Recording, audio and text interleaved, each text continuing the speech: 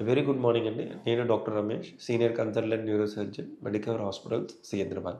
ఈరోజు మనము బ్రెయిన్‌లో వాటర్ వచ్చాయి అని యూజువల్లీ అందరూ డిస్కస్ చేస్తూ ఉంటారు. ఏం చేయాలి? ఎలా చేయాలి? ఎస్పెషల్లీ పిల్లల్లో వస్తాయి, పెద్దోల్లో వస్తాయి. మనము అప్పుడు వచ్చినప్పుడు ఏం యాక్షన్స్ ఉంటాయి? ఏం చేయగలుగుతాము? అనేదే పాయింట్. ఈ బ్రెయిన్‌లో వాటర్ ఉన్న అప్పుడు ఫస్ట్ కాజ్ కనుక్కోవాలి. కాజ్ అంటే బ్రెయిన్‌లో దానికో పనుంది. దానికనే వాటర్ ఉన్నాయి. ఒక దగ్గర ప్రొడ్యూస్ అయ్యి, ఒక దగ్గర సర్క్యులేట్ అయ్యి, ఒక దగ్గర అబ్జార్బ్ అయితాయి.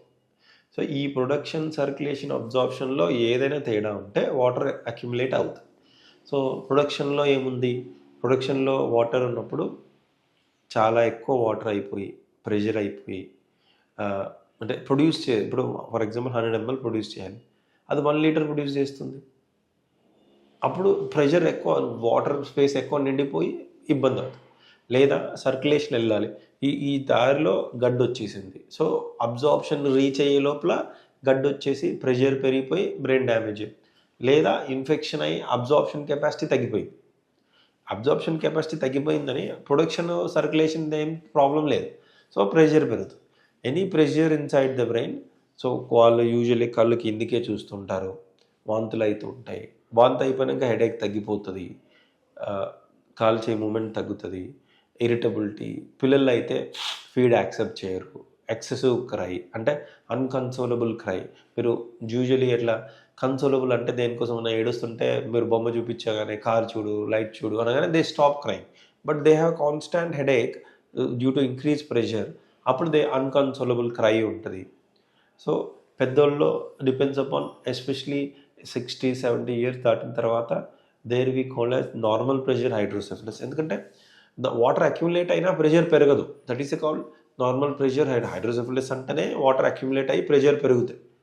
దానికి ఏం యాడ్ చేసాము? Normal pressure. Normal pressure hydrocephalus అని ఎందుకు యాడ్ చేస్తున్నాము? ఎందుకంటే బ్రెయిన్ స్ట్రెంక్ అయిపోయి బోన్‌లో ఉన్న బోన్ దాంట్లో క్యావిటీలో ఇట్ కెన్ అకామిడేట్ మోర్. ఎంత అకామిడేట్ చేస్తే అదవుతుంది. సో, మనకి ప్రెషర్ తెలిసే లోపల చాలా ప్రాబ్లమ్స్ వచ్చేస్తాయి. ఏంటి? గుర్తుండట్లేదు, డిఫికల్టీ ఇన్ వాకింగ్, యూరిన్ తొందరగా వెళ్ళిపోవాల్సొస్తుంది. ఈ నార్మల్ ప్రెషర్ హైడ్రోసెఫలస్‌కి ఈ ట్రైయాడ్ ఈ 3 ఉంటే సార్ మెమరీ డిస్టర్బెన్స్ వచ్చేసాయి, నడుస్తుంటే ఇబ్బంది అవుతుంది, మూత్రం ఆగట్లేదు, బాత్రూమ్ వచ్చే లోపల పడిపోతుంది. These are the factors this decides. So, ఏం చేయాలి సార్ అంటే హైడ్రోసెఫలస్ అనగానే water inside the brain. Water పెరిగిన రీజన్ కనుక్కొని ఏం చేయగలుగుతాం. ఫర్ ఎగ్జాంపుల్ ప్రొడక్షన్ దగ్గర ట్యూమర్ ఉంది. ట్యూమర్ తీసేస్తే సరిపోతుంది. తర్వాత సర్క్యులేషన్ దగ్గర ఇబ్బంది ఉంది. ఆ పాత్వే ఏమైనా ఓపెన్ చేయగలుగుతామా? ఎస్పెషల్లీ సెంటర్ ఆఫ్ బ్రెయిన్‌లో ఉంటది కాబట్టి there comes the role of neuro endoscopy. Third, అబ్జార్ప్షనే పోయింది. ఇప్పుడు ఫర్ ఎగ్జాంపుల్ ప్రొడక్షన్ నార్మల్ ఉంది, సర్క్యులేషన్ నార్మల్ ఉంది. బట్ అబ్జార్ప్షన్ పోతే సో, ఏం చేసినా లోపల అబ్జార్బ్ అవ్వదు. ఎందుకంటే అబ్జార్ప్షన్ ఛానెలే పోయింది కాబట్టి. అప్పుడు బయట నుంచి అంటే తలలోంచి కడుపులోకి, తలలోంచి హార్ట్‌లోకి, తలలోంచి లంగ్స్‌లోకి ఏదో ఒక క్యావిటీకి వాటర్ డ్రైన్ చేసి ప్రెషర్ తగ్గియాలి. So, most common role of hydrocephalus treatment ఏంటంటే shunt and neuro endoscopy. Neuro endoscopy role ఎప్పుడొస్తది? అబ్జార్ప్షన్ బానే ఉంది, ప్రొడక్షన్ బానే ఉంది. బట్ సర్క్యులేషన్‌లో ప్రాబ్లమ్ ఉంది. అంటే ఏదైనా గడ్డొచ్చి అతుక్కుంది, లేదా ఇన్ఫెక్షన్ అయ్యి అతుక్కుపోయింది. సో, మనం బైపాస్ చేస్తాం. ఎందుకంటే అక్కడ అబ్జార్బ్ అయిపోతుంది కదా! మనం ఓన్లీ అక్కడ రీచ్ అవ్వడమే ప్రాబ్లమ్. బట్ ఇది అందరికీ చేయరు. ఎందుకంటే risk to life, risk to major vessels, risk to very technically demanding and అన్ని ఎక్విప్మెంట్ ఉండాలి, నావిగేషన్ ఉండాలి. So that it works well. Endoscopy చేసినా we always tell shunt require అవ్వచ్చేమో. షంట్ చేసినా వి ఆల్వేస్ టెల్ ఎండోస్కోపీ అవసరం పడొచ్చేమో. So, ఈ next is shunt.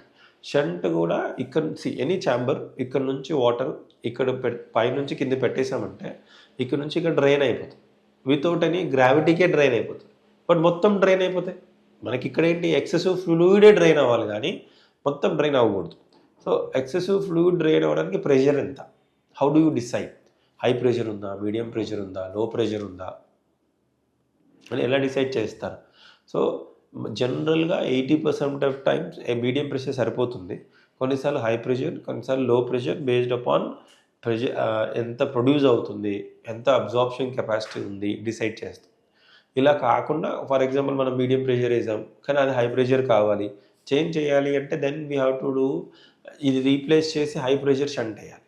అలా కాకుండా ప్రోగ్రామబుల్ షంట్ అని దొరుకుతుంది. ప్రోగ్రామబుల్ షంట్ అంటే బయట నుంచి మ్యాగ్నెటిక్ ఫీల్డ్ ద్వారా we can change the pressure from high to medium, medium to low, low to medium, medium to high. కానీ ఓన్లీ డిసడ్వాంటేజ్ ఏంటంటే cost. Anything good high end will come with cost. ఈ కాస్ట్‌ని effective కానీ we can avoid another surgery, stay, మందులు, infection. Any time when you keep a knife మళ్ళీ chance of infection ఉండొచ్చు కదా. So many thing ఒకవేళ మనం చూస్తే what we achieve is more than what we keep for money. So that is always ఈ finances are not the issue.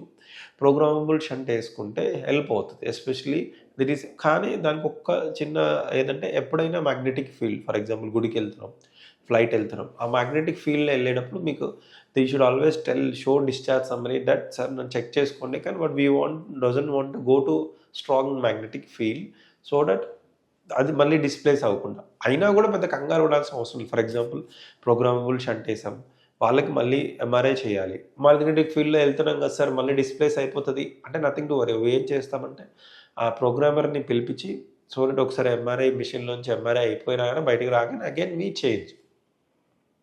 So ఇలా change చేయడానికి ప్రయత్నం చేస్తాం. యాజ్ ఆఫ్ నో మీరు అర్థం చేసుకోవాల్సింది వాటర్ ఉన్నప్పుడు ప్రెషర్ పెరుగుతుంది. రీజన్స్ ఏం ఉంది, ప్రెషర్ ఎందుకు పెరుగుతుంది, ఎప్పుడు ఎండోస్కోపీ చేయొచ్చు, ఎప్పుడు షంట్ చేయొచ్చు, ఈ షంట్లో ఎన్ని రకాలు ఉంటాయి, ఏది చేస్తే బెటరు, దేని కాస్ట్ ఎంత. But this is a treatable cost. ఇక బ్రెయిన్ ట్యూమర్ వచ్చేసింది, ఏ కష్టం ఇక బతకరు అన్నట్టు కాదు కదా. ఇట్స్ ఓన్లీ ప్రెషర్ పెరిగింది. ఆ పెరిగిందని ఎలా తగ్గించుకొని సేఫ్గా బయటపడాలి అనేది చూడాలి.